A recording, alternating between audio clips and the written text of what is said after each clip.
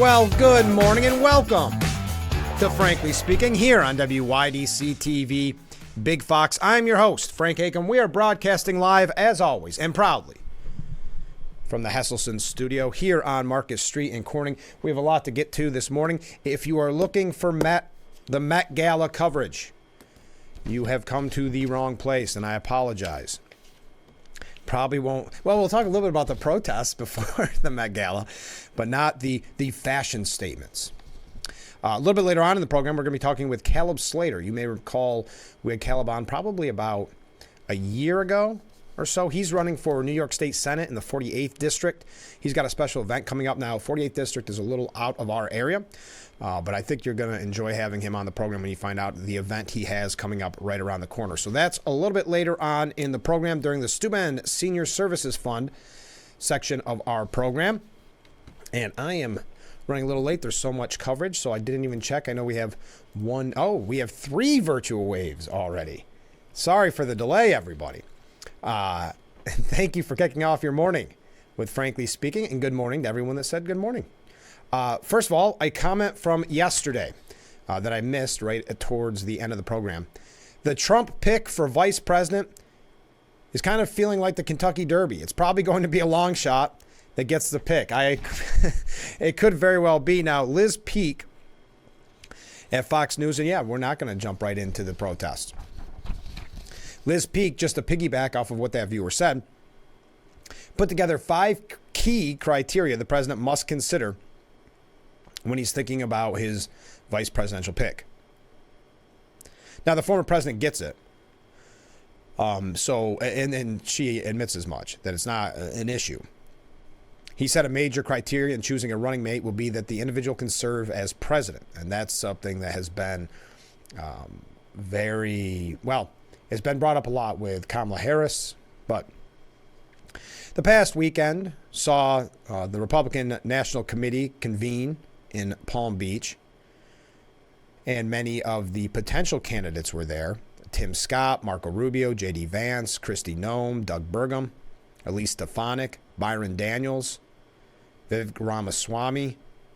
Other apparently under consideration include Tulsi Gabbard, which is an interesting pick. And I've heard a lot of you, the viewers, say that you like Tulsi Gabbard. Now, Tulsi used to be a Democrat, but she came out and has since very strongly come out against that party, and especially after you saw what they did to her during the debates. Other names: former Secretary of State Mike Pompeo, Florida Governor Ron DeSantis, Arizona senatorial candidate Kari Lake, and some are even suggesting on the short list former South Carolina Governor Nikki Haley. Now, the buzz in Palm Beach seems to be focused on Tim Scott and Doug Burgum. Are they the finalists? No one knows, as says Liz Peek, but here is what she would put together as 5 attributes you would need if you are going to be Trump's vice presidential running mate. 1, credible presidential candidate, meaning that they would, heaven forbid, if need be able to step in as president. 2, loyalty to Donald Trump. 3, well vetted, not likely to surprise. That is a very important one, because if you look at someone like Kristi Noem, who really didn't even need to be vetted. She kind of vetted herself. She did the opposition research on herself by releasing that autobiography. Well, I don't know, is it an autobiography or is it considered a... I don't know exactly what it's a memoir. I'm not sure. But yes, well vetted across the board. That's got to be very, very important because we know they are going to attack whoever he picks. And it would be interesting, and I'm not suggesting this is the right move, but wouldn't it be interesting to see what the media would say if he did pick Nikki Haley? What I mean by that is, remember, they were praising her and she's the best hope against Trump, and boy, she's really good candidate, because they wanted anybody but Trump, right? So, and I've made this prediction on the program in the past if she would have got the nomination, but the same goes if she were to get the VP pick, they will try to destroy her. No holds barred. All bets off from what they said before. It will be, she'll be as bad as Trump. She'll be, you can see the writing on the wall, and that's for each of these candidates.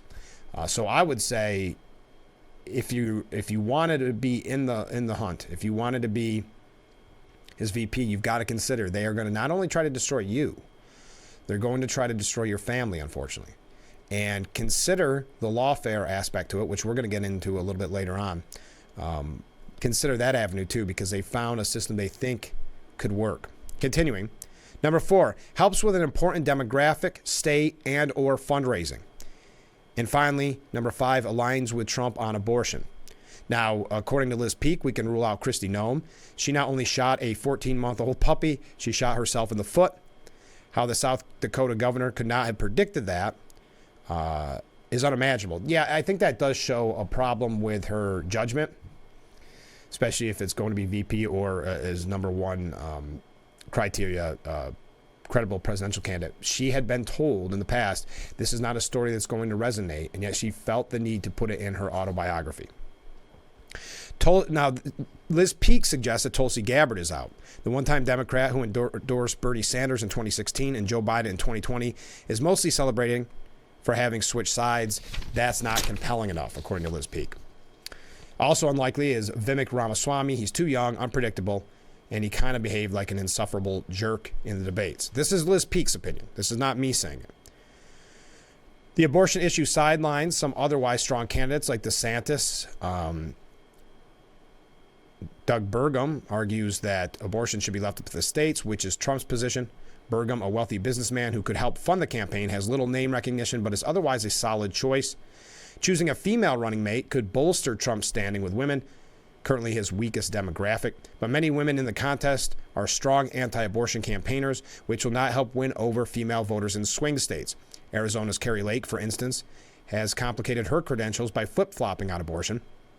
Arkansas Governor Sarah Huckabee Sanders, who is popular with Republicans and right-leaning independents, and who is well vetted thanks to her stint as White House spokesperson under Trump, is also staunchly pro-life. Now, I don't know if I agree. Well, what do you think? I'm gonna pose it with you. Is that one of the most important criteria that they have the same position on abortion? Many would say so. Many in the media would say so. But we'll continue.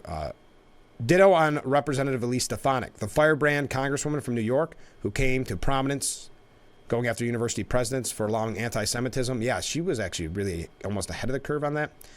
She is not well known and has been awarded an A+ rating by the nonprofit Susan B. Anthony Pro-Life America Group.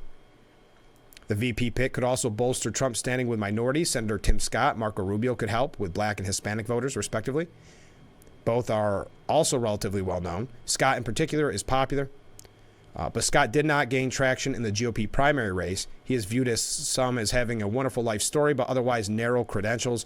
And Marco Rubio, on the other hand, has credibility on foreign policy and could bolster Trump's fast-growing appeal to Hispanics. I don't know. What do you think about Liz Peek's criteria there? And just piggybacking off of what was said by that viewer, it could be someone completely out of left field, someone we were not even considering on the radar, kind of like a Doug Burgum. I was surprised that he was on the list. I was kind of surprised Marco Rubio was too, though Marco Rubio has a name. So it could be someone that we had no idea whatsoever about. So that was one way to start out the program. Another couple quick things before we go to our first break, and then we get into the real nitty-gritty this morning. This is kind of interesting for all you music fans out there. Civil rights leader Daisy Bates and singer Johnny Cash are going to replace the Arkansas statues in the Capitol.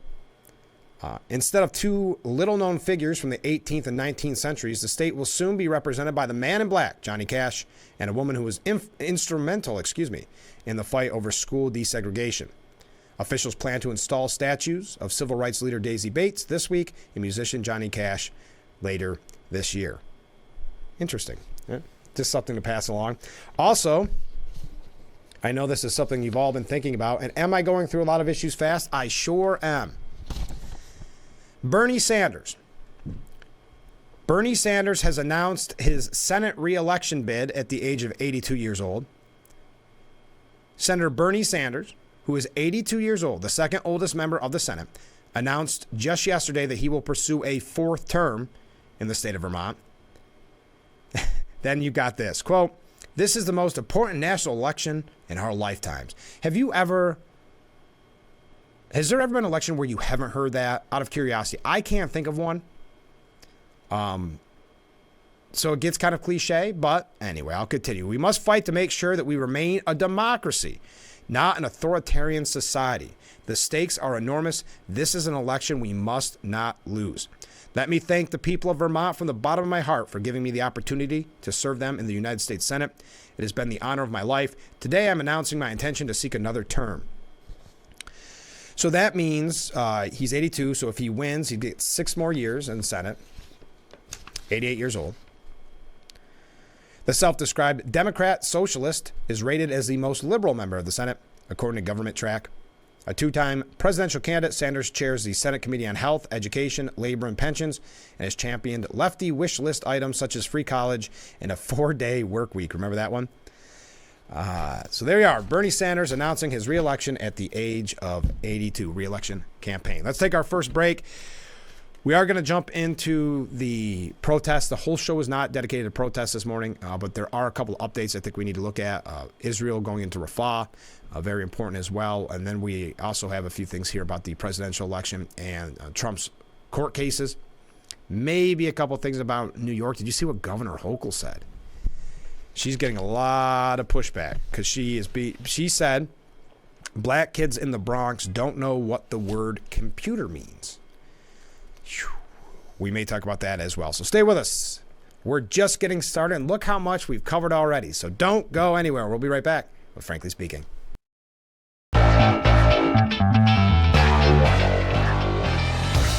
And we are back. There's our beautiful view overlooking Marcus Street here in Corning. I'm your host, Frank Acom, broadcasting live from the Hesselson's studio here on Marcus Street in Corning. A couple of comments from viewers. Trump should pick a female that could win over fed-up Democrats but loyal to Trump. That's going to be tough because, I understand your point. It's going to be tough to win over fed-up Democrats only because the media is going to paint whoever Trump picks as nothing but Trump light or the same as Trump. So I'm not sure if that'll work. But another comment, with Trump believing that New York is in play, Elise Stefanik might get a few more deplorables to leave their porch and vote. Well, that's a good point. I know Trump believes New York's in play. Let me ask you, the viewer, do you believe New York's in play? Maybe I'm jaded by years of following New York politics, but I found that I don't always get my hopes up in the way that I used to when it comes to maybe gubernatorial races, senatorial, all of them. So I'm not sure. I hope that'd be amazing. And would Elise Stefanik help in that, being from New York? Yeah. Lee Zeldin was a name that was being thrown around, too. That would help. Or I think those were the two New York names. I don't know. I mean, you could see the want that Trump would have to win his home state. But I'm not quite convinced of that yet. Quick story that maybe ties in with, Bernie running for re-election and ties in with these protests. Coming from Newsweek, a rising number of men don't want to work. They have simply opted out altogether. The Bureau of Labor Statistics found only 89% of working-age men have a job or are actively looking for work. In 1950, that number was at 97%. Robin Brooks from the Brookings Institute said the U.S. has a major issue of prime-aged men giving up and permanently exiting the labor force. What's striking about this is that it doesn't get talked about at all, not in the mainstream media and not by economists, even though this obviously feeds political radicalization. Very interesting. Again, you can find that full piece for yourself at Newsweek. There's a lot of various excuses given, a lot of statistics here. Just something to keep in mind as we talk about really society and community so often on this program and how that ties in. And it is that kind of mindset that leads to the protests. And I've said it's not just going to be on college campuses. And of course, yesterday proved that again. I mean, we've had bridges shut down. We've had streets shut down. Yesterday, the protesters attempted to, I don't know if it was shut down or at least disrupt, maybe the right word, disrupt the Met Gala. I know. I said I'm not going to talk about the Met Gala, which, by the way, I think I lost a wave there accidentally. I'm not talking about the fashions at the Met Gala, but anti-Israel protesters vandalized a World War II memorial and burnt an American flag after cops blocked the group from reaching the Met Gala. I'm sorry, World War I. Did I say World War II? World War I memorial. Anti-Israel protesters vandalized a World War I memorial in Central Park and burned an American flag after a mob of more than 1,000 marchers were blocked by cops from reaching the Metropolitan Museum of Art. At least one America-hating vandal torched Old Glory at the site of the 107th Infantry Memorial, the base of which was defaced with the graffiti reading Gaza in large black letters. Others plastered the statue's bronze soldiers with stickers of the Palestinian flag that read, "Stop the genocide, end the apartheid, free Palestine." I know I've mentioned this a few times. I don't know why I mention Meghan McCain so frequently. Meghan McCain, excuse me. But she said it's photos like that when you see these statues vandalized in this way that will play into Trump's reelection, because this all has a political implication. There's a piece we're going to get to later on that's really fascinating, saying that essentially, not to mention his name so much too, but Bernie Sanders is right. These protesters could really upend Biden's candidacy, because again, I know we've talked about it a lot, but I mentioned it on the show, and former Congressman Joe Semplinsky mentioned it as well, that the optics on this for the everyday man or woman who's going to go vote, saying this is what is happening to our country. You've got World War I memorials having graffiti all over them. You have people burning the American flag. This is what we've become under this administration. Some of the protesters climbed atop the infantrymen and waved Palestinian flags or draped them over the statues. Free Gaza was pretty much the graffiti of the day. Enough. It's interesting because a lot of the people that they're protesting at the Met Gala are people that would be sympathetic to their cause, because they are always looking for the cause that's popular, right? And tragically, the popular cause among the left today is anti-Israel, anti-American, anti-police. And so you have people like, and I don't even know if this guy's popular anymore, but he was a rapper, Macklemore. He came out and said, blank no, I'm not voting for Biden, in his new anti-Israel song. The blood is on your hands, Biden. We can see it all, he raps. And blank no, I'm not voting for you in the fall.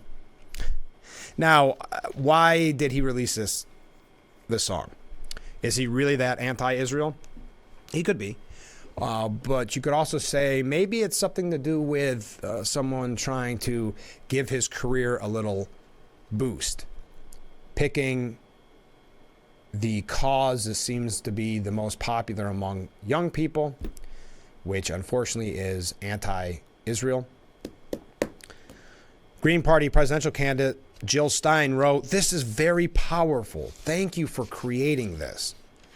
Others joked, "Crisis among Biden staffers when they learn they've lost Macklemore." It's too bad it had to be Macklemore to say it, but I'm glad that someone is, posted another user. See, this, I know, we talk about this so often, but it's not something we can take lightly, because it is the young people's mindset, but it's not just young people. It is the mindset of the left, and we see how this is spreading, and it's obviously become socially acceptable to hate Israel. Not only socially acceptable, socially encouraged. Now, what are some of the repercussions? You saw Columbia has canceled their university-wide graduation. Again, caving to the hecklers' veto, caving to these agitators. So the people that maybe never protested a day in their life went to Columbia to get that great education, their families coming in from out of town, and they, again, have to suffer because of the spoiled protesters that think of nobody but themselves and the likes they're going to get on social media. We have decided to make the centerpiece of our commencement activities, our class days and school level ceremonies, where students are honored individually alongside their peers rather than the university-wide ceremony that is scheduled for May 15th. And I know so many people have talked about this, but how tragic is it for some of these people that spent really good money, or their parents spent really good money, that have no interest in being involved in anti-Israel protests, just want to go to class, get that degree, and now, after not being able to have a normal graduation ceremony in high school due to COVID, now will not be able to have a normal graduation ceremony because the administration and their weakness caved to protesters and said those are the only students that we really care about, are the protesters. Those are the students that we want to make sure are safe, want to make sure are taken care of, It's not the Jewish students on campus. It's not the person who's neutral or staying out of it, or it's not the just a pro-Israel perhaps individual. It's not that. They do not matter. Or just the person that wants to graduate. They do not matter. The only thing that matters is the protesters. As a matter of fact, who was it? Oh, wait, UCLA, who has been very weak on this too. Do you realize that they got strong yesterday? But they got strong because there was pro-Israel reaction to the anti-Israel encampment, and now they are calling it an attack, and the administration vows to investigate every individual involved in the pro-Israel movement. So they finally get a backbone. They are finally strong when it comes to, again, going after perhaps Jewish students who could not put up with this any longer, who had had enough. UCLA Chancellor Gene Block announced an investigation into the group of instigators who violently attacked an anti-Israel encampment on the school's campus last week. Rick Brazil, inaugurated Associate Vice Chancellor and Chief Safety Officer, has been chosen to lead the investigation, quote, to identify the perpetrators of the violence and hold them to account.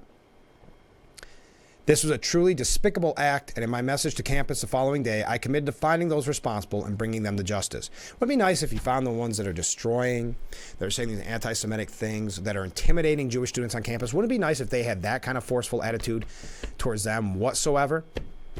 Even a little bit of that. But it always seems like when they can spin this and go after the Jewish students or the at least pro-Israel students, that's when all of a sudden they become very, very strong. That's when they're tough and not going to put up with it anymore. We've got more to talk about. I realized I'm running really late because we're going on tangents, and I love it. We're just getting started. Stay with us. This is Frankly Speaking here on WYDC TV, Big Fox.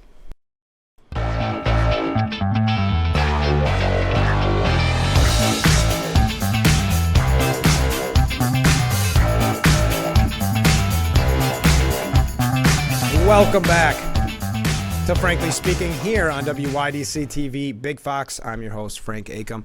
And yes, we do continue to have the Dwayne Eddy painting, that amazing painting in the studio. So if you're on Market Street, stop by and look at it in the window. I'll have it reversed so you can see it. And I will move it when we talk to Caleb later, so it's not distracting. But the late, great Dwayne Eddy, and I know there's been some really amazing articles lately, and I know a lot of people that have decided to start doing a little research on him, and that's great. Okay, so yes, Columbia did cancel university-wide graduation. I don't think there's anything more to be said there. It's cowardice. It's spineless from this administration, who's been nothing but cowardice and spineless from the beginning. One student, a Jewish undergraduate student in Columbia, said, the last few weeks have been horrible for me, but deep down I still love this place. It's a beautiful campus, and I was really looking forward to graduating in the heart of it. I guess the pro-Hamas crowd got the final blank U. Yeah, the pro-Hamas has been the crowd, has been the group that the administration supports the most, that doesn't want to see anything happen to. Ari Rosen, a 26-year-old student graduating from Columbia Dental School, said, I lost my undergraduate graduation 4 years ago because of COVID. But then I told myself at least I'll be able to graduate from dental school at Columbia.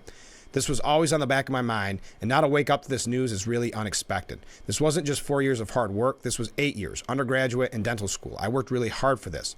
I thought it would be a nice celebration at the undergrad campus. My parents were going to come see it. To see it shut down for these protests is upsetting. Yeah. The protesters won. I don't know any other way. Oh no, they haven't got their list of demands completely, but they won when they have administration stoop and bow to them. How else can you've got to take that as a victory? I feel bad for the parents as well. You know, that's something that's overlooked. Parents, especially many of who invested a lot of money into this education, no longer having that very special moment with their child. And on the other cowardly front, UCLA returns to remote learning through Friday amid the ongoing disruption. Yes, the same UCLA that vowed to make sure that they bring down any of the pro-Israel protesters who had the audacity to say enough's enough and enter the anti-Israel pro-Hamas encampment. Due to ongoing disruptions, the campus has returned to limited operational status. Therefore, per Senate guidance, classes will move remote from May 6th through the 10th. Um, it's unbelievable when you read more about these protesters. How about this? NYU student, and they put it in quotes now because, the administration is trying to suggest that it's not all students, and I don't think it is all students, but they're trying to downplay and saying it's outside agitators. But a young woman was filmed at a New York University anti-Israel protest over the weekend, praising North Korea's support for Palestinians and their, quote, shared struggle against oppressors, with the deranged and deluded viral clip sparking fierce backlash online. They've always upheld the right. This is speaking of North Korea. They've always upheld the right of Palestinian people to self-determination and resistance. And this is beyond moral and rhetorical support, said the woman. Who the original poster identified as a student. The DPRK, Democratic People's Republic of Korea, has actively armed and trained Palestinian resistance for decades, she continued. So while the U.S. is here training the Israel occupation forces with police, North Korea is training Palestinian resistance forces. Elsewhere, the woman who covered her face with a mask, surprise, surprise, declared that North Korea has actually never recognized the state of Israel, prompting a lone cheer from someone watching on. So I guess you're just ignoring Kim Jong-un, right? The latest dictator. Between Koreans and Palestinians, of course, there's this shared history of violence and repression. But more than that, with a common oppressor, we have a shared struggle and we have a shared history of resistance. And that is what mostly connects Koreans and Palestinians in the Palestinian struggle. So the anti-Israel protester. This is proof our current movement for Palestine cannot stop at a ceasefire. She says a lot. You would think some of these college-educated... Anyway, Korea shows us that a ceasefire is not enough. The U.S. is still at war against North Korea, and so we see that in both of these situations, we have to go above ceasefire for the liberation of the people. GOP Queens Councilwoman Vicky Palladino said, North Korea is better than the United States because they train Palestinian terrorists. Any educational institution that produces this kind of deranged thinking should be completely dismantled. These are not the good guys. This is what's being taught. I mean, that's why it's so anti-Israel, so anti-American, because that is what the students have been taught. And this is a quote-unquote popular cause now. They believe that they are the intellectuals. They are the elites. Tina Forte, she's a Republican campaigning against AOC, so that's an uphill battle. She tweeted, wow, real shocker here to see the pro-Hamas crowd applauding North Korea. Perhaps they should move to North Korea to experience firsthand how wonderful it is. Enjoy North Korea. Piers Morgan saying bluntly, so dumb, so deluded. Veteran UK journalist, there's so many countries just have to be laughing at us right now. Don't you think North Korea, Kim Jong-un loves hearing about this? Andrew Neil said the stupidity of the brainwashed knows no bounds. But I thank her for confirming that one Hamas's foremost allies is the most repressive basket case dictatorship in the world. By their friends shall ye know them. Another commentator said, yes, it has now come to this. At NYU, they are glorifying the regime of North Korea. If you've already made the moral leap of supporting Hamas, why wouldn't you celebrate the great revolutionary courage of those noble comrades in North Korea? We got to take another short break. A comment from a viewer. Well, it does. Wow, shades of January 6th sounds oddly familiar. You know where Biden said, if you were there, we will find you? Yeah, that's what UCLA is saying about the pro-Israel demonstrators. They went into the encampment. UCLA is calling it an attack. I don't know. I mean, I guess if you fear for your safety and you fear for your life, and you're being screamed at day in and day out, now you're going to lose your graduation. Now, all that money you're spending, you're not afforded what you paid for. Yes, there should be lawsuits, but maybe you can't go to that cafeteria. Maybe you can't go to the library. Maybe you can't go on campus on a beautiful spring day. And the anger is going to boil over. Oh, at the same time, you're being called the worst things in the world, and you're being told the Hamas is the good guy. Violence is never the answer. But I will say, you can understand why these young people, that the anger just finally boils over and said enough is enough. But for UCLA to be so weak on these violent protesters, the anti-Israel, pro-Hamas protesters who have been destructive, not obeyed the rule of law, to just shrug your shoulders over that. And then when there's an instance of pro-Israel protesters saying enough is enough, and that's when you lay down the law. They show their true colors in this, haven't they? Really from the beginning. We've got more on this when we come back, so stay with us. This is Frankly Speaking here on WYDC TV, Big Fox. It's not all protest coverage this morning. Just want to get through a couple of quick things, and then we're going to move on to the presidential race and some other issues as well. So stay with us.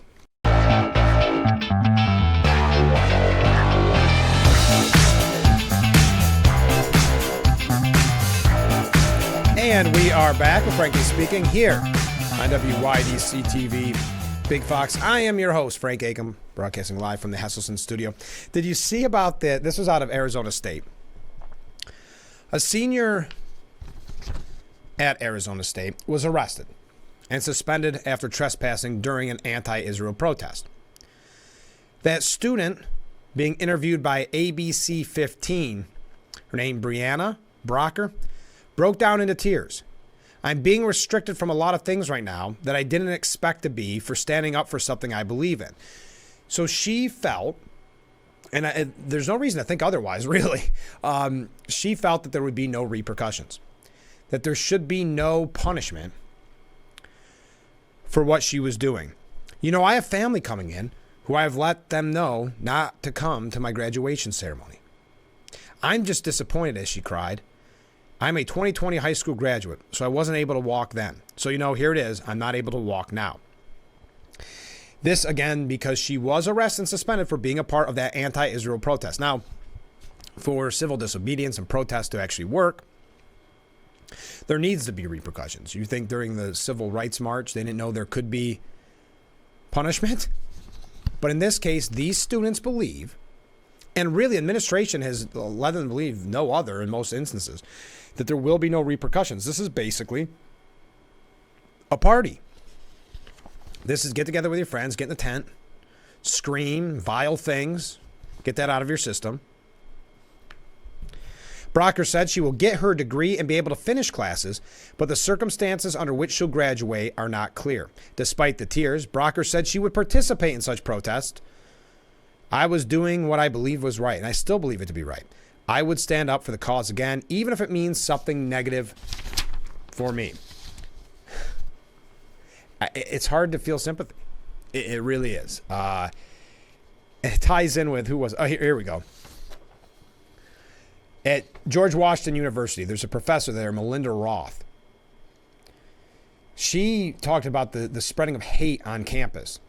She said, instead of hanging out in your nice, brand new, paid for, unknown sources, green and white tents, everybody's talking about these tents. I guess I'm not so to the party. We've been bringing it up. I just think it's funny everybody else noticed it, that they all look exactly the same. I guess my mind doesn't work that way. Instead of hanging out in your nice, brand new, paid for, unknown sources, green and white tents, why not send them to those displaced in Gaza who really need them? After all, you have dorms and apartments that mommy and daddy are paying for right now. You have catered food and all-you-can-eat snack bars. Why not send food to those you claim are starving? Since you are skipping classes, if you actually are a student, why not go volunteer to help in Gaza?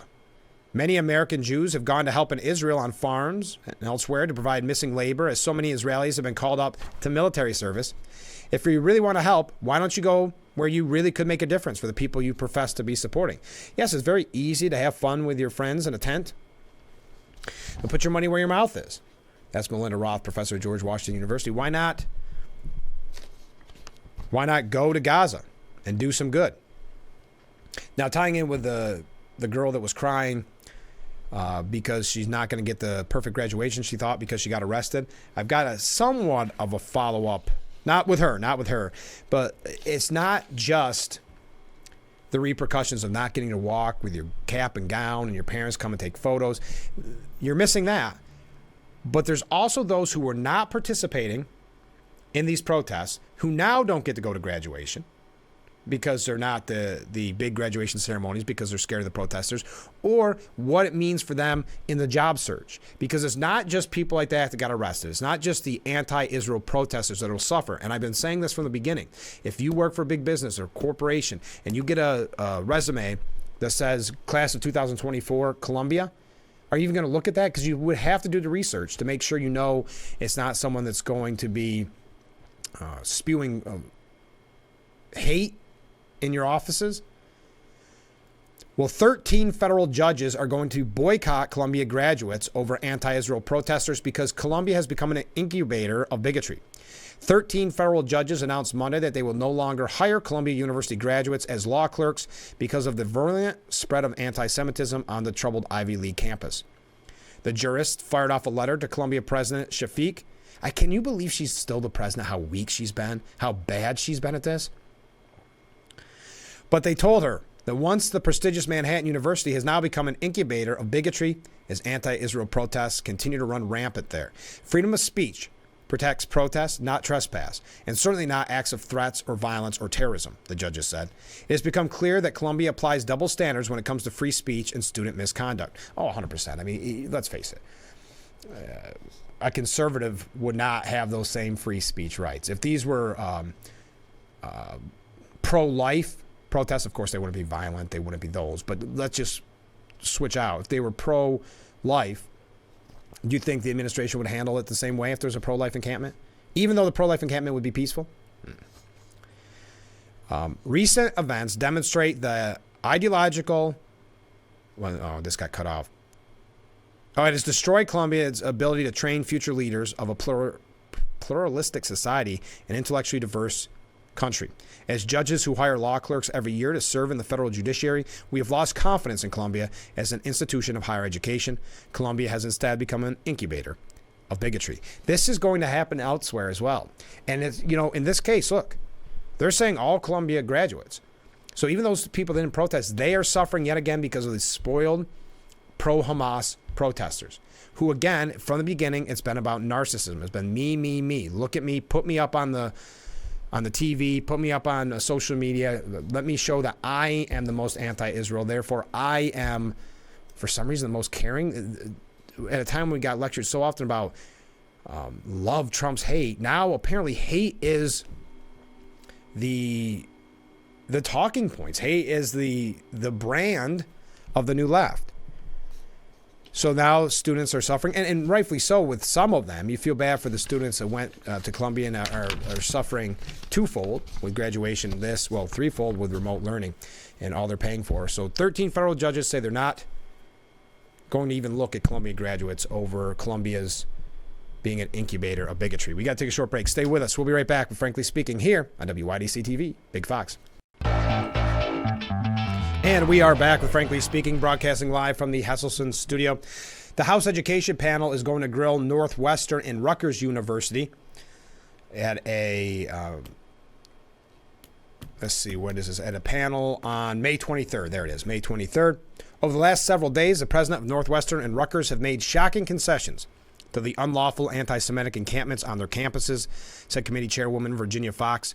They have surrendered to anti-Semitic radicals in despicable displays of cowardice. Yale and Michigan are by no means off the hook. Presidents Solovey and Ono will be required to appear before the committee for transcribed interviews at a later date or risk deposition and subpoena. Let me tell you, when they have these hearings, boy, you learn a lot. Look at Shafiq. I still think that's the reason why she cracked down, Columbia's president. I still believe that's why she cracked down on protesters originally, because she had such a disastrous hearing. And with Elise Stefanik, who does a great job at those hearings, really laying in to her.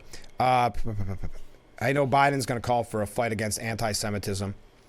And listen to this, how CNN puts it. He's going to call for a fight against anti-Semitism at a precarious moment in Israel's war in Gaza and amid protests on campus. Oh, that's why he's doing it?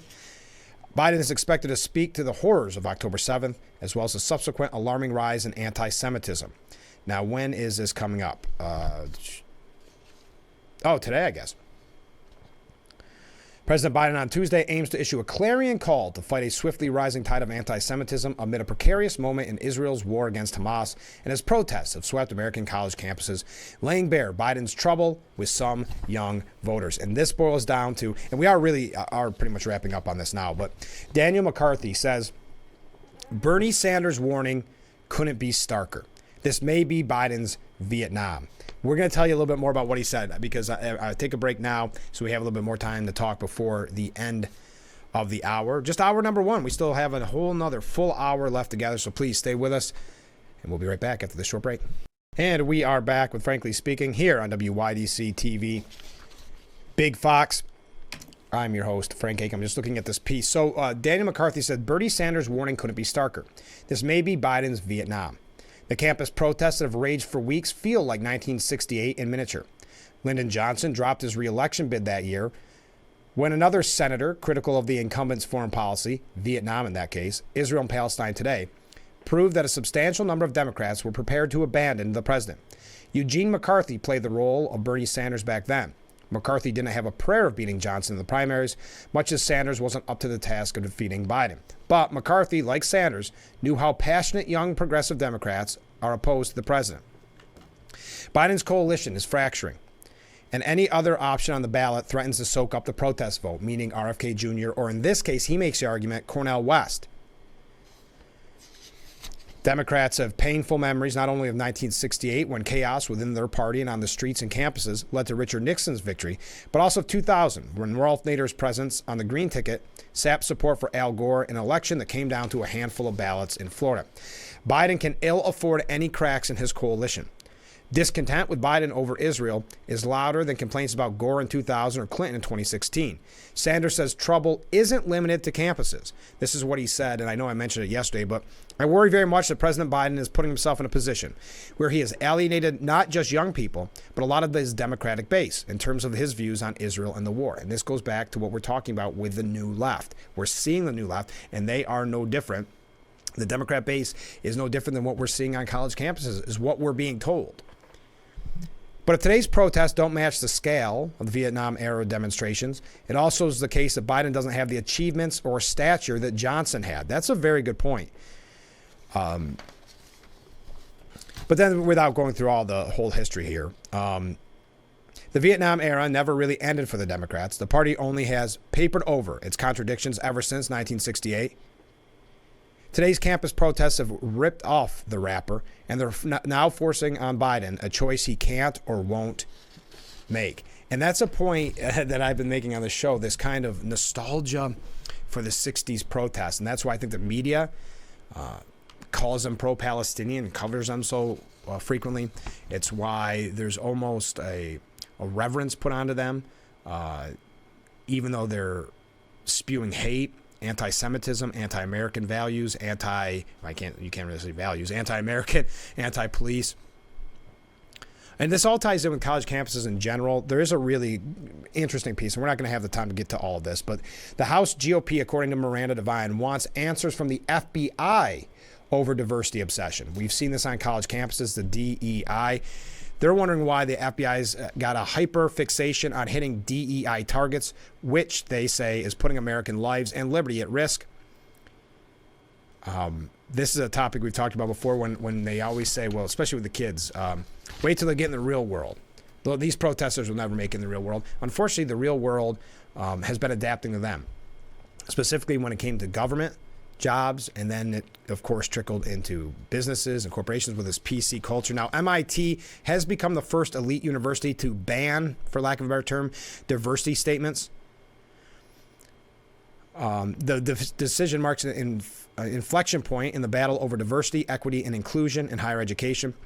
Since at least the late 2010s, diversity statements have been used to hire faculty, sometimes carrying serious weight in the selection process. As one dean at Emory University put it while describing her approach to hiring, diversity statement, then dossier. So that was the most important step. You had to sign almost what some have called a political litmus test.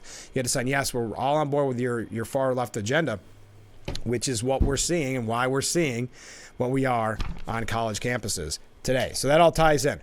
Okay, enough about college campus protests. We have 1 hour left together. As I mentioned, Caleb Slater will be our guest. He's candidate for New York State Senate in the 48th District. He's got a special event coming up. We're going to talk with him. We're going to see how his campaign's going. We haven't talked to him in about a year, so we'll see how everything's changed, what's going on in his race.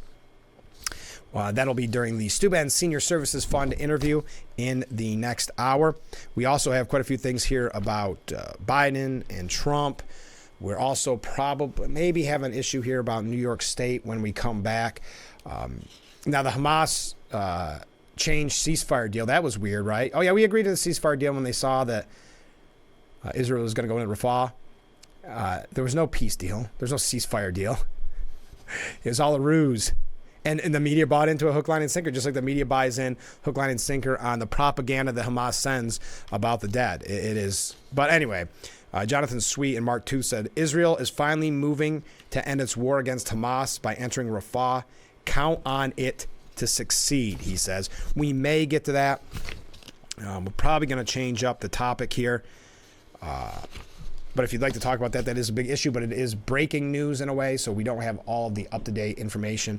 And I will try to pass on it if we see any of that. But we're probably going to kick off the next hour, the top of the hour, with talks about the presidential race and specifically about Biden and specifically, obviously, about Trump. Nothing really. We haven't had any RFK Jr. updates in a while, other than that mention. He got kind of a quick mention in that last piece that we brought to you.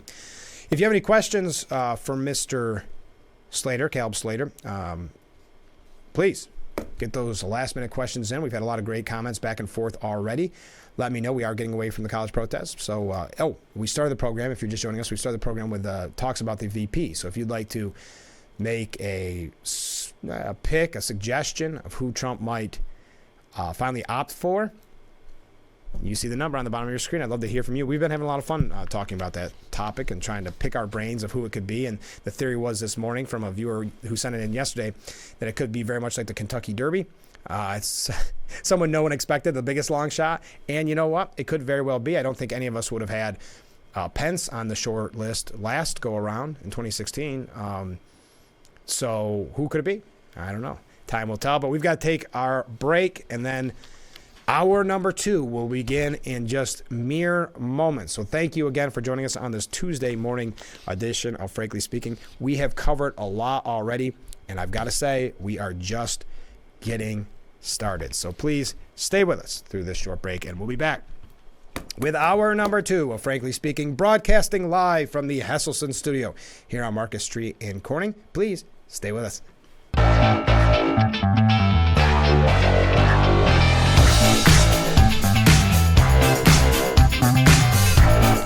Hour number 2 of Frankly Speaking, broadcasting live from the Hesselson studio here on Market Street in Corning. I am your host, Frank Aiken. We are having great discussions this morning. If you are just joining us, if your alarm just went off a little bit later on during the Steuben Senior Services Fund interview section of our program, we're going to be talking with Caleb Slater. So that's here in just a little bit. Did you see, kind of showing you how out of touch, or I don't know, maybe it's just an arrogance there. Did you see that President Biden on Monday joked about trying to cut former President Trump from the election?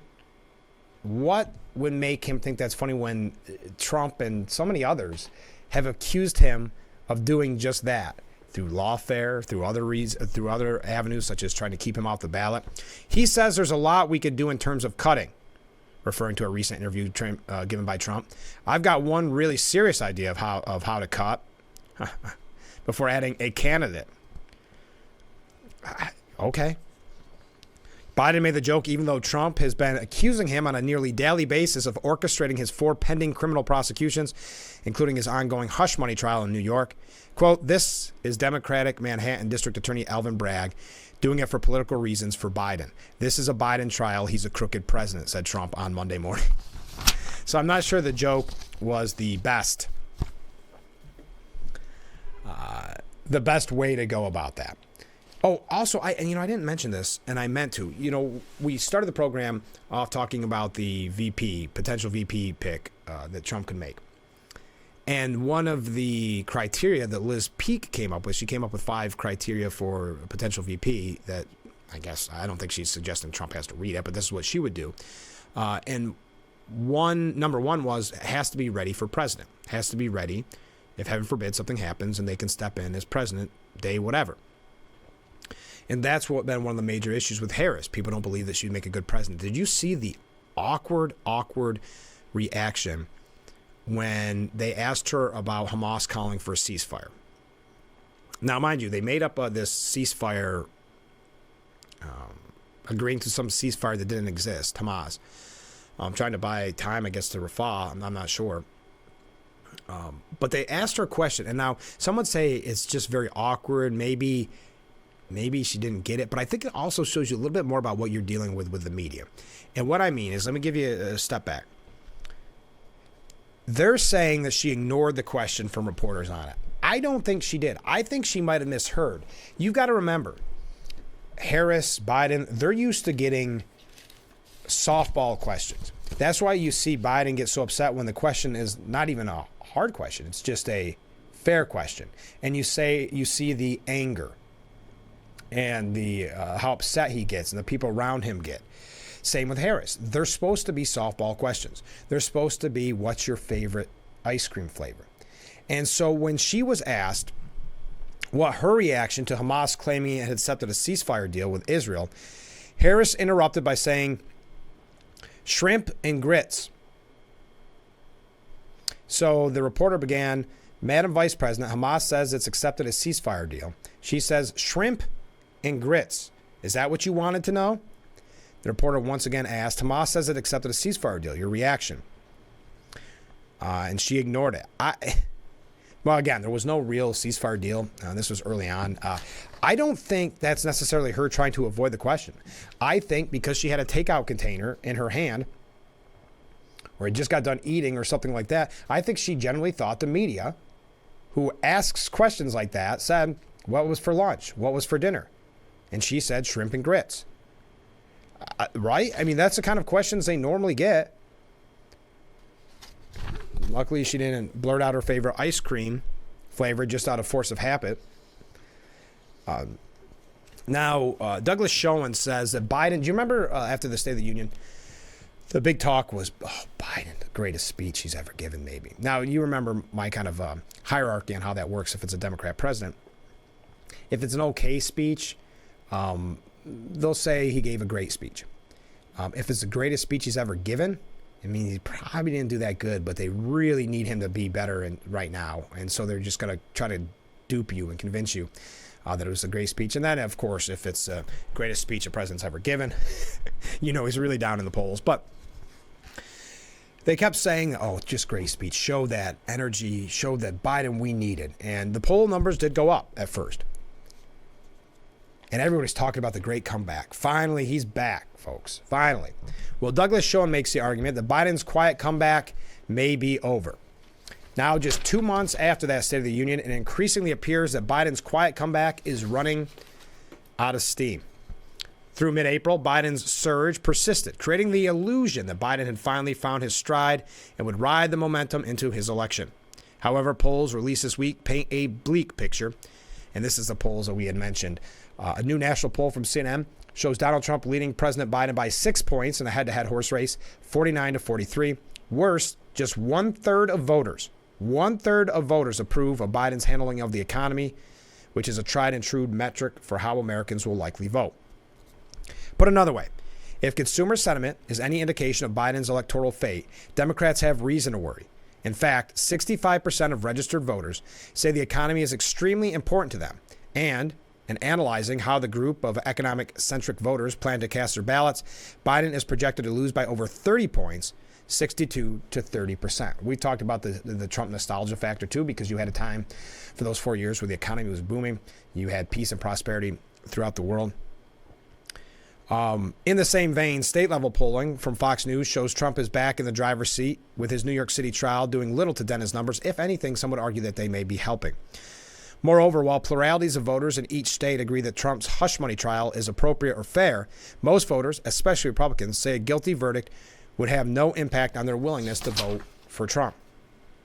While these are just two polls, it's clear that Trump is back in the lead, even if he's been found in contempt and threatened with jail time. And we're going to talk about that in a little bit, hopefully, if we get an opportunity.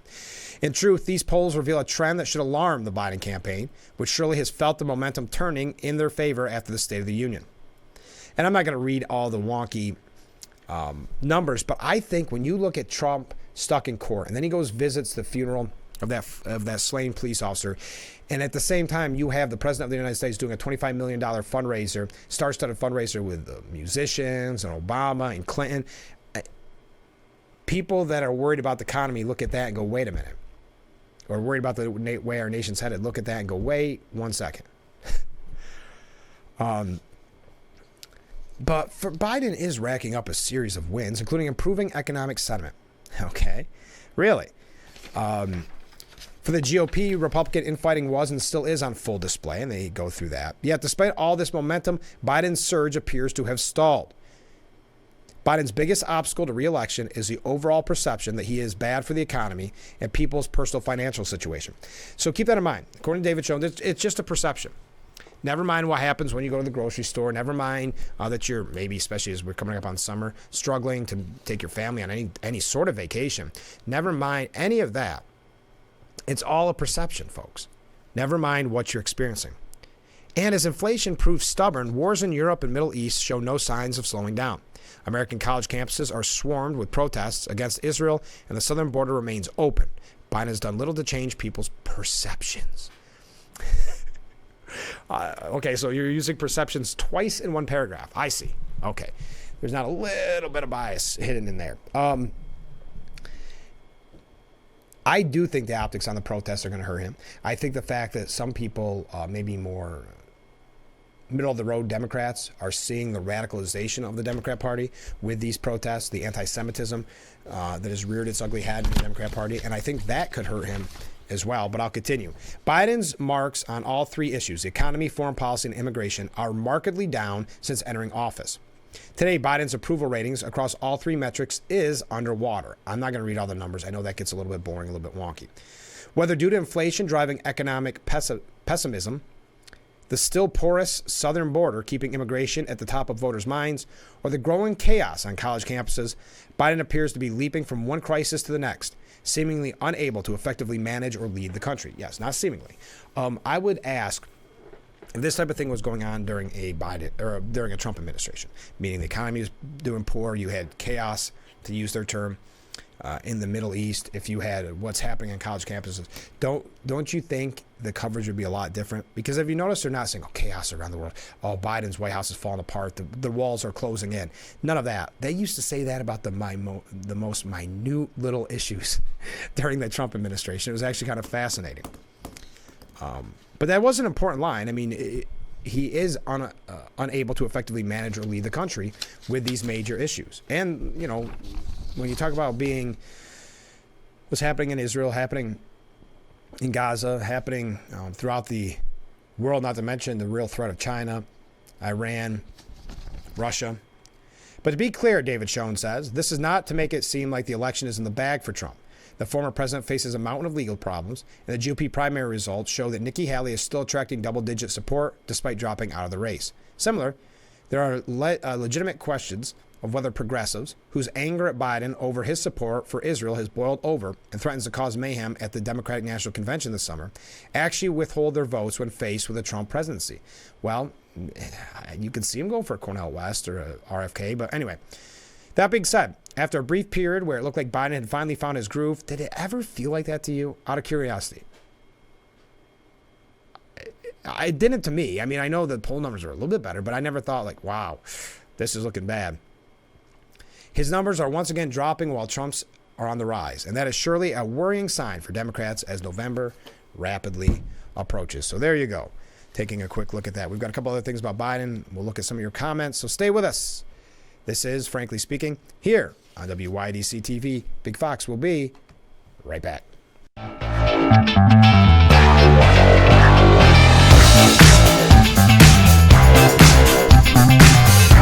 And we are back with Frankly Speaking here on WYDC TV. Big Fox. I am your host, Frank Hakem, broadcasting live from the Hesselson's studio on Market Street. I wanted to get to... We have... Caleb coming in just a little bit. Caleb Slater is a candidate for New York State Senate in the 48th District. We'll be talking with him in just a little bit. So I wanted to mention, I know everybody's talking about the judge warning Trump that he will jail him if he doesn't obey the gag order. He fined him another $1,000, as you are well aware, and I know you're very proficient out there, that you watch the news and you keep up on these things. But a Manhattan judge Monday fined Donald Trump $1,000 and threatened to throw him in jail for violating a gag order for a 10th time. Mr. Trump, you have to understand that I truly don't want to throw you in jail. As much as I do not want to impose a jail sanction, I want you to understand that I will, if it's necessary and appropriate. The jurist said he understands the magnitude and broader implications of tossing the former and potential future president behind bars. Quote, "You are the former president of the United States and possibly the next president as well. There are many reasons why incarceration is truly a last resort for me. To make this step would be disruptive to these proceedings." This is a situation he put himself in with a gag order. Trump, I guess, got dinged because he was giving an interview where he said that jury was picked so fast, 95% Democrat. Judge Merchant said it appears that the $1,000 fines are not serving as a deterrent. Therefore, going forward, this court will have to consider a jail sanction. So isn't this essentially saying he can't really campaign? He can't go out and talk about these issues, and that's what it is saying. And isn't that an extra level to this? And that goes to what Glenn H. Reynolds had to say. He writes for the New York Post. He says, "For my friends, everything. For my enemies, the law. This philosophy, announced by Brazilian President Vargas in the 1940s, is no longer just the favored approach of Latin American strongmen. It has become the openly practiced strategy of today's democratic machine. Laws that hamper Democrats are ignored. Laws that might be used to hurt Republicans are enforced too, and often well past the limits of the law. One need to look no further than the absurd circus clown show trial in which the state of New York has gone so far in trying to turn Donald Trump's alleged personal issue into business crimes that Governor Hochul had to go out of her way, listen to this, to reassure other businessmen that this was a one-off and that only Trump would be prosecuted under this novel approach to the law. Yes, because the way they've went after Trump has sent horrible signals to the business world at a time when New York doesn't really need to be taking any more hits in their business climate. As law professor Jonathan Turley noted, the New York statute in question has never been used this way before. Even the New York Times agreed that it could not find a single case in history where this statute was used against an individual or a company that did not commit a criminal offense, go bankrupt, or leave financial victims. Nothing says rule of law like custom-made forms of liability designed for a single hated defendant. And I know Hochul and others making it sound like it's only going to be Trump. If this is successful, this is the new precedent.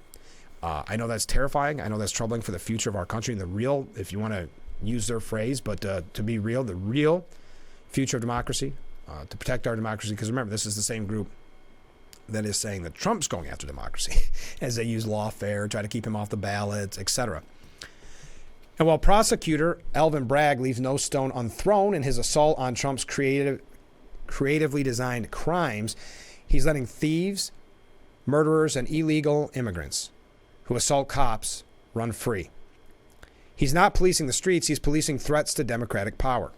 Yeah, imagine looking at the crime and the public safety issue in New York, and this is what Alvin Bragg is going after. We can go example after example after example where they've let people go because of the bail reform laws and the crimes that have been committed.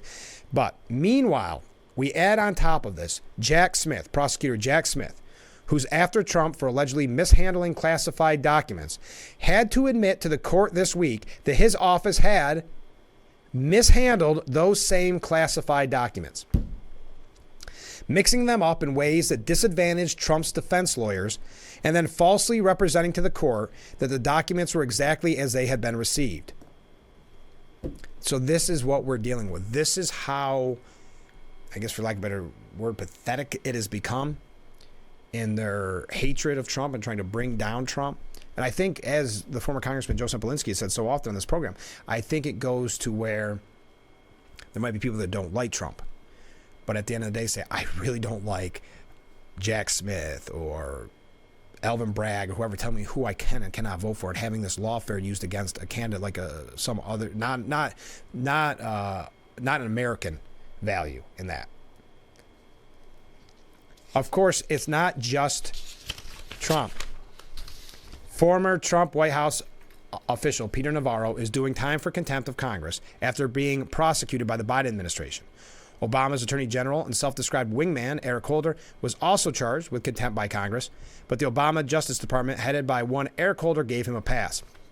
So what this boils down to is, in Brazil, starting in the 1960s and continuing on and off until the present, we wound up seeing death squads deal out vigilante justice that the legal system couldn't or wouldn't deliver, with predictably bad results. So that whole piece can be found, because our guest is just about to come up. A whole piece by Glenn H. Reynolds can be found at the New York Post. Receiving this comment from a viewer: I heard that the corrupt judge might think about house arrest for Trump. Obviously, this is to try to take him off the campaign trail, or even campaigning after the daily trial circus. The ends justify the means. I don't know. Let's say, and I know we have viewers out there that really dislike Trump. What do you think about this aspect? Because I do believe this is a new president. I do believe this is where we're headed in the future. And it's troubling. It's worrisome to me.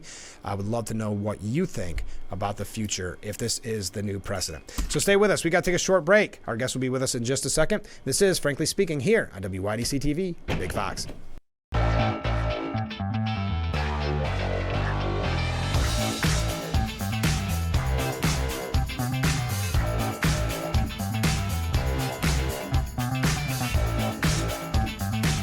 Are back with Frankly Speaking here on WYDC TV Big Fox. I'm your host, Frank Acom, broadcasting live from the Hesselson studio. And in that studio, during the Steuben Senior Services Fund interview section of our program, we have Caleb Slater. Welcome back to the show. Hey, Frank, I'm so glad to be back on. How long has it been? It's been about a year, hasn't it? It has, yeah, it has. So you're campaigning for the 48th District, New York State Senate. How's the campaign been going since the last time we spoke? Campaign has really kicked off. I'm endorsed by the New York State Conservative Party. I won the endorsement of the Cayuga County Republican Committee, which is not that far from where we are. Right. And we are in primary season. June 25th is the primary, and then we are going to win that and then take back the seat in November. That's great. Has there been any surprises? As like I said, it's been about a year since we talked. You're just getting into it. You're new, but you started really early, which is impressive, because a lot of people wait till the last minute. It seems like as Republicans, doesn't it? Very often. So you got in early and you really started working hard. Has there been any surprises? That's a great question. In terms of has there been any surprises, I've certainly learned a lot just in general about the district. I mean, one of the things that caught my attention for listeners to know, 49% of the vote went to Lee Zeldin in the governor race in 22. So that's one of the reasons why I've come out here, is to let people know, we have a responsibility as Republicans that are in more red seats like the one out here to help those in swing seats, because every seat makes a difference. Yes, we couldn't agree more. We talk about it on the program so often. We talk with our state senator, Tom O'Mara, on the program quite frequently. And ever since, and we'll get into this in a little more detail, but you look at the budget process and you look at what's going on in Albany, and ever since it's become a Democrat supermajority, I mean, nothing's off the table. The things that we used to laugh about and say that'll never pass, they're now being passed. I mean, you look at bail reform, for heaven's sakes, and we've done nothing with the number one issue being public safety. Come on. One of the issues that was of concern since the last time that I was on your show, was the raise the age, or excuse me, not just the raise the age, not just the cashless bail, but we're also looking at what's called the Clean Slate Act. Yes. Which makes no sense, because because they said the business community supports it. Okay. Well, the business community, if they want to hire someone with that kind of record, they could before. Why do they almost need to trick other people into doing it as well? Does that make sense? Well, again, this is where Albany, when you have a supermajority by one party, you're not allowing opposite voices onto the table and bring some sort of a compromise to something more sensible. The idea of somebody getting a second chance is something I think a lot of Republicans would agree with. But the idea that across the board every single criminal automatically gets their record expunged, I don't agree with the idea that the business community agrees with that. There's, I'm sure, a lot of different opinions on that, and listeners should know that my opponent, Rachel May, was the sponsor of that bill. Oh, is that right? Yes. Oh, wow. Is it issues like that why you decided to run? I don't want to put words in your mouth, so let me ask you that way. Why did you decide to run? Because it's not an easy gig to run. I decided to run because I'm tired of seeing New York go into a decline. Mm-hmm. This was once the land of the American dream, where people came from all over legally. That's another issue, right? So I had two options. Mm-hmm. I'm either going to run or I'm going to run away. Mm-hmm. Yeah, boy, that's a great way of putting it. And how many people, we have this happen on the program a lot, where someone, especially around budget time, it seems, people will just write in and say, I'm making, and you've probably seen the polls, but the 5-year plan. I'm going to leave in 5 years. We got to start making the plan. And the polls show that a very good chunk of New Yorkers have that exact mindset, that we're not going to be here forever. New York is not only leading the nation in outward migration, Mm-hmm. but according to the Tax Foundation, New York has the worst tax burden in the entire country. And does this budget recently passed, does that do anything to keep people here? It doesn't. No. If anything, it drives more people away. Correct. When you do the research, I know you keep up on it. What are your major, policy platforms? What are you running on that are the passions for you?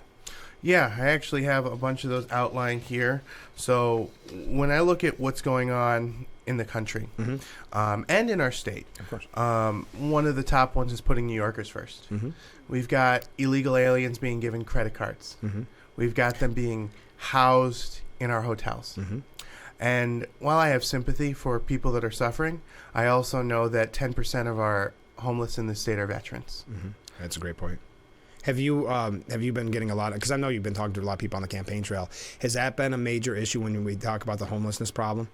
It has been. Actually, the largest municipality in my district is the city of Syracuse, which is in the top 20 for the entire country for homelessness.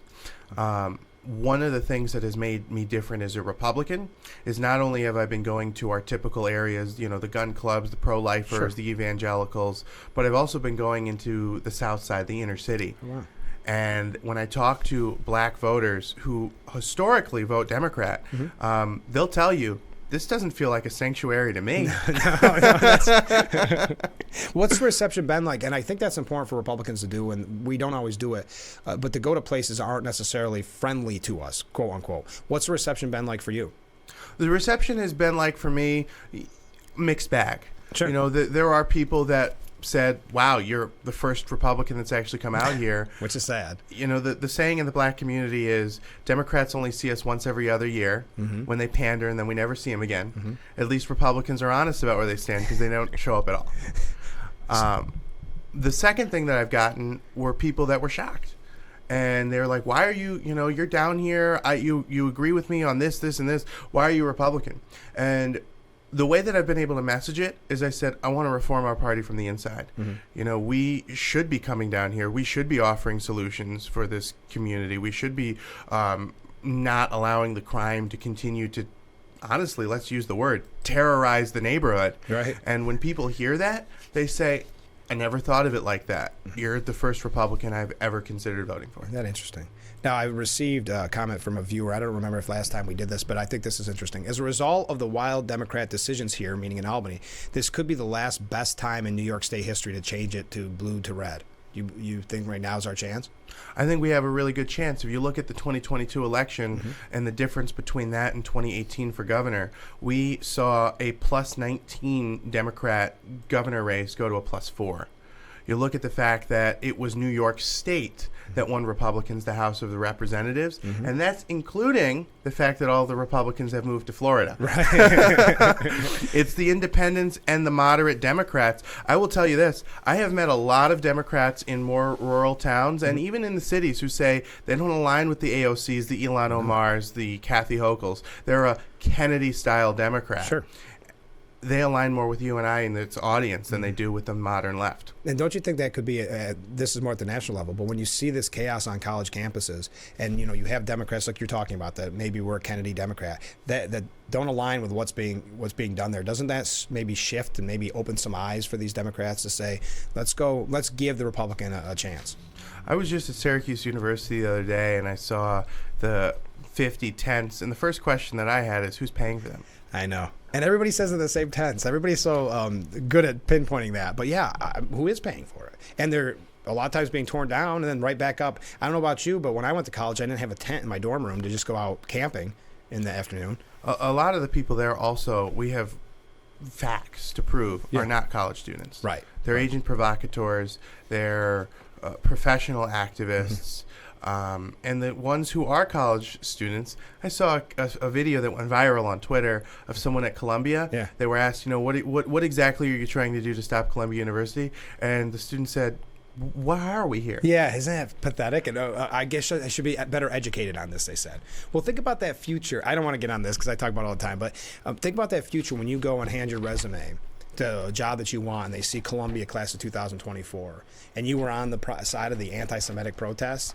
It's not going to be a good sign for your future. So the decisions you make today on college campuses will have a major impact in just a few months. It's not just the students. Mm-hmm. When I was a student at Ithaca College. Okay, so you know. Oh, I've seen it. It was so radical. That's actually what turned me conservative, oddly enough. Heather McDonald was saying at the time that the left-wing indoctrination on our college campuses are not just affecting the college, but all of these people are going to graduate, and they're going to take those ideas into the job force. Mm-hmm. That's why now we're seeing Anheuser-Busch and all these companies go woke, is because it's those indoctrinated students now taking over those companies. I couldn't agree more. We talked about this on the program. I used to talk about it when I was on the radio. We would always laugh at the beginning and say, those crazy kids, when they get to the real world, they're not going to survive. No, the real world actually adapted to them, and that's what we're seeing today. And I think we're going to continue to see it. But I know you didn't come in here to talk about college campuses. I've been doing this a lot lately, so I apologize. You've got a lot coming up, and I want to talk about an event you have coming up in just a little bit. But before that, let's talk about your stance on gun rights. Yes, the stance on gun rights is one of the most important stances and strongest stances that I hold.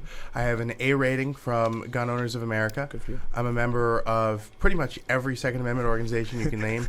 The National Association for Gun Rights, the NRA, all of them, pretty much. Where is my stance? The primary function of the Second Amendment is personal defense. Mm-hmm. Defense not only against the radical criminals that are being let out on the street, right, but a defense against a tyrannical government. Mm-hmm. And it's that right that protects every other right that we have in this country. And what a great point, because at a time when, as we mentioned earlier, public safety is the number one concern for people in New York State. And so unfortunately, it's gotten to the point where there's so many victims that didn't need to be victims because of the bail reform laws. You know, the guy gets out and does it, the girl or whoever does it finds some new victim. So it is an important time to be talking about gun rights at a time when obviously we live in a state that isn't very favorable towards gun rights. Yeah, I'll give you an example. In my district, there's this town called Jordan Elbridge, right? It is a big gun shop called Tim's Guns. Mm-hmm. There were kids that broke into there, stole guns. They weren't collectors. I think we have a good idea as to what they were using them for. Right. They got let back out on the street. But yet if you or I want to go to that same gun shop, we got to pay $2.50 for ammunition background fee through the New York State Police, and we got to pay $9 per gun. These hoodlums, whether they're stealing them or they're getting them, whether the shady parts of Elmira, Binghamton, Albany, Utica, Syracuse, right, they're not paying that fee. No, they're not paying that fee. And also, think of the cost for your pistol permit if you want to go that direction. I mean, the cost and the time that it takes to consume. So you and I, if we want to do that, we go through all that. We follow the laws. The people breaking in, like you said, to a gun store are not following those laws. They're not waiting there for their pistol permit to come in.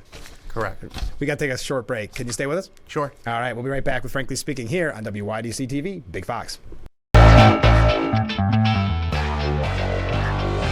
And we are back with Frankly Speaking here on WYDC TV, Big Fox. I am your host, Frank Hakem. We are broadcasting live from the Hesselson studio, and this is the Stu Benz Senior Services Fund section of the program, as Caleb Slater is our guest running for New York State Senate District 48. We were talking about gun rights and your strong support of gun rights. We were talking about how much we enjoy being members of SCOPE and talking about SCOPE.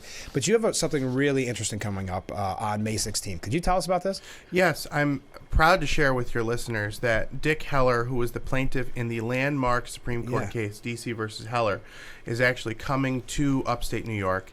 It'll be at the Camillus Elks Lodge off 6117 Newport Road, Camillus, New York, on May 16th, giving a speech specifically not just about how he won his case, but how we as New Yorkers can fight against the radical bureaucrats in Albany and uphold our rights here as well. Oh, this is amazing. I honestly didn't know that he gave speeches that often. I mean, I don't think he's been in our area before. I think this is the first time he's come to upstate New York. Yeah. Talk about...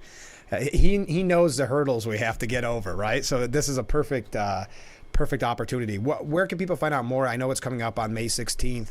I'll find out more about being a part of it, buying tickets, and those type of things. Yeah, you can. It's a partnership between him and my campaign. Okay. So all the proceeds do go to my campaign to ending that Democrat supermajority.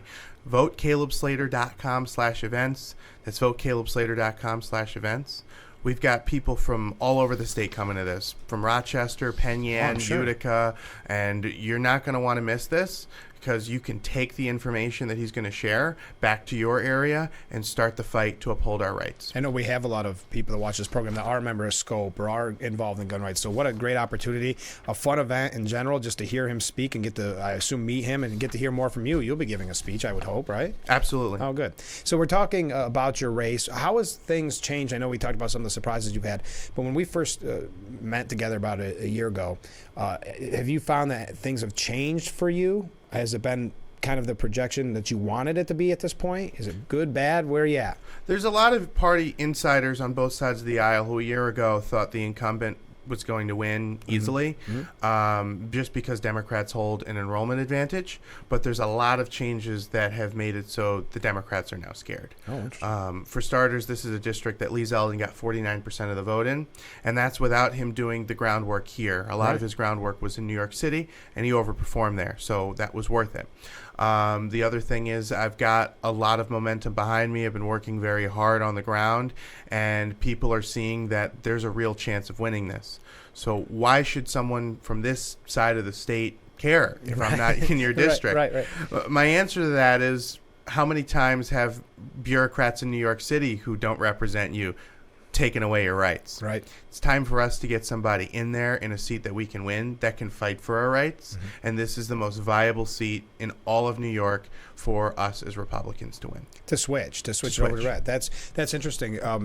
Have you seen the momentum going towards, like what you said, when you talk to people, you've been getting a really good reception. So do you feel at the end of the day when the smoke clears that this could very well go red? We're going to win this seat. That's great. Then good. I like that attitude. What are some of your main goals? I know we've talked about gun rights, but what are some of your main goals if you were elected in November? So our issues are protecting your life, liberty, and ability to pursue happiness. So life, we talked about public safety. I mean, the national news just hit. The 2 officers that were slain in New York were in my district. Oh, okay. The Onondaga Sheriff's deputy and the Syracuse police officer. That's something we need to make sure that we take care of. Liberty, I am against totally the electrification of our state. Our grid can't handle it. The technology is not available to go all electric, and it's a violation of our freedom. If you want a gas-powered car or stove, that's your right. Right. And then lastly, ability to pursue happiness. We talked a lot about that at the beginning. People aren't happy because the taxes and regulations are preventing them from being able to be all that they can be.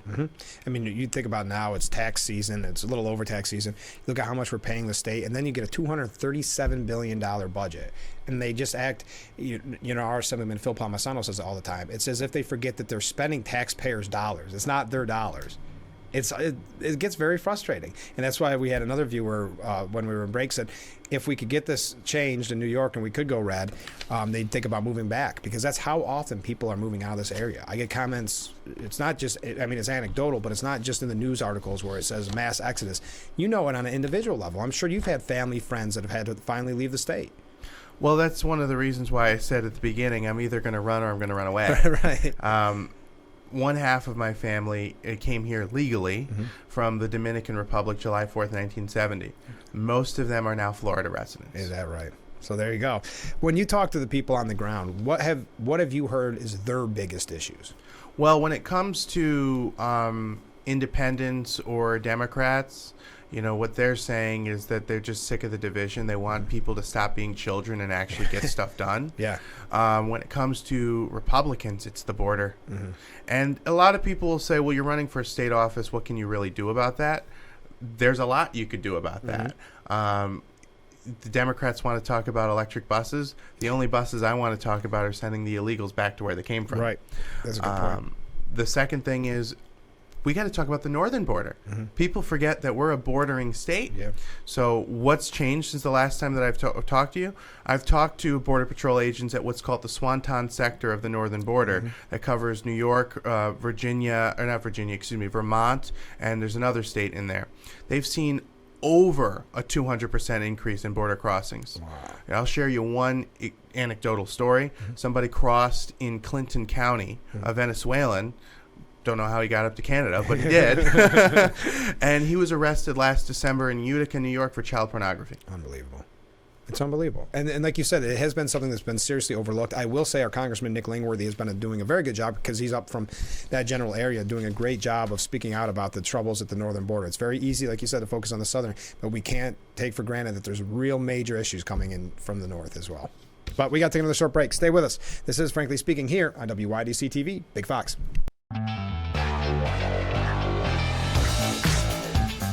Welcome back to the Stu Ben Senior Services Fund section of our program as we broadcast live from the Hesselson studio here on Market Street in Corning. Our guest this morning is Caleb Slater. He is candidate for New York State Senate District 48. Caleb, we don't have a ton of time left on the program, but I got a couple quick questions for you. First of all, where do you think your conservative values came from?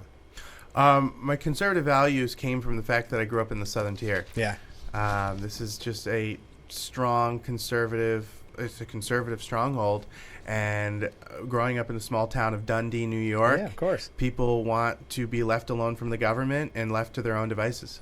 And you have family from our area, right? Right in town. Yeah, my mother lives just down the street, not even 5 minutes from your station. Oh, isn't that funny? Okay, well, there you go. So one of the things we haven't really talked about, we talked about the issues that you find the most important, but let's talk about the race itself. Is there a primary? What's a general look like? Kind of give us a little bit of the background there. Yes, there is a primary on June 25th, and one of the things that I have been saying a lot to Republicans is that, yes, we need to beat the Democrats. Yes, we need to make sure we win in November, but we also need to hold our party accountable. And if there's a candidate that's running that doesn't share our values, we need to make sure that they don't win. We need to make sure that they don't get past the primary. So I've got actually a visual here, a little cross comparison for listeners. Yeah. Okay, so there's myself on one side and my Republican primary opponent, Fannie, on the other, where I was invited to the White House under Trump administration to talk about free speech. She was invited to Kathy Hochul's mansion to talk about diversity, equity, and inclusion. So if you want somebody that is going to be a supporter of Hochul and BLM and Planned Parenthood, then you vote for my opponent. But if you want someone that's going to uphold the Constitution, that's going to stand for life, liberty, and the ability to pursue happiness, if any of your listeners have friends in Cayuga or Onondaga counties, make sure that they get out to vote on the June 25th Republican primary. And then I want to talk about the general, too. But before that, how was Kellyanne Conway? Was she nice? She was amazing. Yeah. Yes. I'd like to meet. I think she did a great job. I don't know if is she doing anything behind the scenes, I wonder, for the campaign? For Trump's campaign, I wonder? I'm sure she's doing something for Trump's campaign. I will say that she has come to upstate New York before. She was actually the keynote speaker for the New York Federation of Republican Women's annual banquet last year. Oh, okay. No, that's good. That's really neat. Got to meet her. So we talked about the primary coming up on June 25th. What when the smoke clears there, what does the general election look like? The general election, again, that looks like we are going to have a grassroots effort in order to get our message out there and win in November. Any listeners who want to support ending the Democrat supermajority, they can contribute to our campaign at votecalebslater.com/donate. Are you glad that you did all this? Because I know it's a lot of work. You know what? I am glad. I have learned a lot throughout the process. And I think that anyone who is critical of elected officials, which they should be, they should run themselves, and they'll see that there's a lot on the inside that they probably didn't know about. And isn't that really interesting? Just even because at the very local level, I'm a town council, and you forget about how difficult the petition process is. You forget kind of the little things until you're right in the thick of it. And do you think that's one of the reasons why more people don't get involved? Because of the not knowing, it's almost intimidating? I think it's a combination of the fact that there's a lot of, you're right, the petitioning, I mean, between the cover sheet and making sure that it's every little thing. It's the township, not the mailing address. And the dates are right. Yeah. I think that's part of it. But I think the other part is that there is a lot of, how do I want to say this in the most appropriate way possible? There's a lot of nonsensical infighting within the parties over small little things. A lot of pettiness is the fakeness, I would say, about things that don't matter. Not about policy, but about just little things that turn off the average Joe, and they say, you know what? I'm just going to live my life. And and that's what's so unfortunate. When we first started this program, we talked about there was a poll out that showed that people just lost faith in their community, in patriotism, in their faith, lost faith. And I thought, why are we not more community minded? And that's why I've always encouraged, and that's why I'm glad you've come on the show now twice. I've always tried to encourage people to run. I mean, I think if you can get in there, what you're going to do in Albany is going to affect my day-to-day life a lot more than what's going to happen at the presidential level. And the same goes at the town level. The town's going to affect my day-to-day life because it's where you live, right? And I think if more people got involved instead of sitting in the back and yelling and screaming about politics at the national level or whatever the political pop culture issue is of the day, we'd be much better off. And I think they'd have more respect for their community. And you know what? You asked the question earlier, is there anything that surprised me since I've run? What surprised me is how much more passionate I am about the state and local level now than the federal level. Great. I didn't even know who my assemblyman or congressman was, or senator was before I ran. Now I know who a lot of the people are. And what I'll say this to the audience is, we all live under the same federal jurisdiction. Right. But the states have a shift in population right now. We talked about that earlier. Why is that? Because it's the state and local level that has more control of your day-to-day life, as it should be. It's very hard to get in touch with your congressman or congresswoman, but you could probably run into me at a Wegmans on a Sunday afternoon. Where everybody else is spending their Sunday afternoon, too, at the Wegmans. That's funny. We got a comment from a viewer. Nice to meet you, Caleb. Good luck. Hey, thank you. How can people help your campaign? Yes, people can help my campaign if they want to contribute. VoteCalebSlater.com/donate, or if they want to volunteer, you can actually phone bank or stuff letters from right here out in the Corning area. You don't have to be in Syracuse or Auburn. You can do that remotely. So go on to VoteCalebSlater.com/volunteer, fill out the form, and we'd love to get you involved because, again, this is the most critical seat in all of New York. And that's the best place. VoteCalebSlater.com is the best place to find out more about your event. Just before we go, because I want to mention that one more time, Dick Heller will be coming to the area. Could you give us the specifics on that just before we go? Yes, Dick Heller will be coming to the Camillus Elks Lodge. He's going to be giving a speech from 6 to 7:30. I'll be speaking as well. That's at 6117 Newport Road in Camillus on Thursday, May 16th. Now, how far would you say that is from us? I would say Camillus is probably between 90 minutes to 2 hours max. So it is a little bit of a haul, but I assure you it's going to be worth the trip. Now, where are you based out of, like headquarters-wise? Where is your campaign? Syracuse, New York. So it is Syracuse? Boy, that's kind of interesting when you think about the dynamics of Syracuse, that's where you're at. How much of your district comprises Syracuse? You don't have all of Syracuse. No, Syracuse is all... Well, actually, no, I do have all of Syracuse. Syracuse is the largest municipality within the Senate district, and it is the Democrat stronghold, but roughly 60% of the district is rural, small farm-town communities. Oh, that's interesting. So you almost are dealing with a microcosm of New York State, meaning that you have the city, and will they get to decide what happens at the end of the day over the rural communities? So that's really interesting.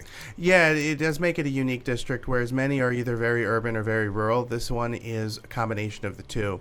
And it's funny that I'm headquartered in the Democratic Ground Zero. That's good, though. It is, because it's like any impact that I can make there, long-term and short-term, is beneficial for our conservative values and for our party. So I don't take for granted the small towns. I spend a lot of time there, but I also want to make sure that I'm taking our ideas into the city of Syracuse. And I would encourage your listeners to take your ideas, whether you're in Corning, whether you're in Elmira, whether you're in Buffalo or Rochester, go right into Ground Zero.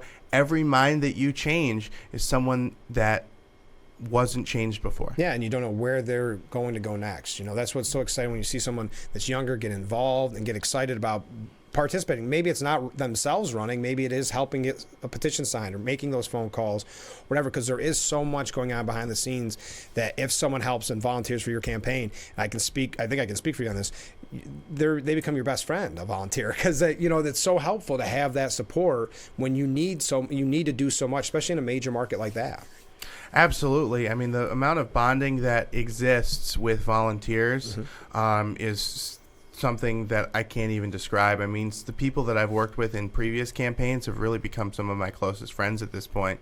And we're actually going to be doing a volunteer breakfast coming up soon, because I think those people often get forgotten in the conversations. We talk about the politicians, we talk about the laws, but we don't talk about the people who are in the trenches doing the work to get these representatives in office. Doing the difficult work. I mean, it's not always fun. We just have a minute here, but going back to the petition process, it's not always fun knocking on that door, going in blind, not knowing if that person's going to like you, dislike you, what they're going to have to say.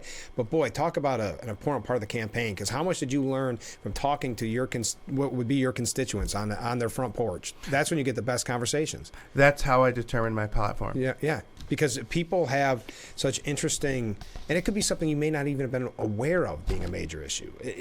Again, it's kind of tough, especially when they have us get the petitions and then what time of year, but it is nice to talk with people and just get down to the nitty gritty and find out what exactly is affecting their day-to-day life. 100%. So just before we go, one last time, it's votecalebslater.com. You can find out about the event coming up. You can make donations. You can volunteer. And maybe if you got an opportunity, I'd love to have you on before you go on the primary day. Absolutely. So anytime you want to come on, you're welcome here. And thank you to all the people today who reached out and said comments and said hi, and congratulations and good luck, okay? Thank you very much. All right, please join us tomorrow morning starting at 6 a.m. for Frankly Speaking here on WYDC TV Big Fox. Our guest will be Chris Callis with the College Fair coming up tomorrow, so don't miss that. Chris Callis will be joining us. We've got other special guests coming up throughout the week during the Steuben Senior Services Fund interview section of our program, so make sure you tune in every morning. I can't give them all away, but we do have a couple big ones coming up that I think you're really going to find interesting. So have a great day, everyone, and join us tomorrow morning at 6 a.m. for Frankly Speaking, only on WYDC TV Big Fox.